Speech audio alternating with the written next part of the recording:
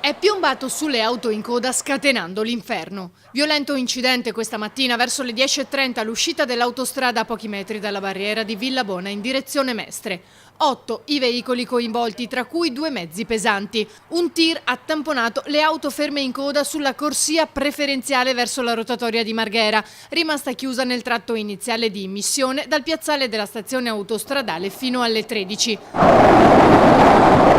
Un groviglio di lamiere è quello che si sono trovati di fronte i soccorritori.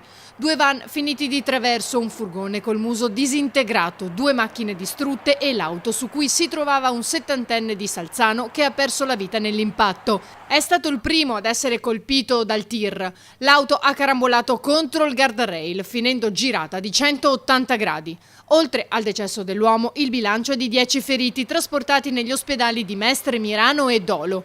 Qui sono stati portati un 21enne, una 16enne e una 54enne dimessi poco dopo. A Mirano invece sono stati sottoposti ad accertamenti 2 cinquantenni padovani. Sul posto i mezzi di soccorso del 118 intervenuti con 6 ambulanze e 2 automediche, i vigili del fuoco, la Polstrada e il personale di CAV. Non si sono create lunghe code né particolari disagi al traffico dal momento che il successivo svincolo della tangenziale di Mestre che immette sulla corsia preferenziale era libero.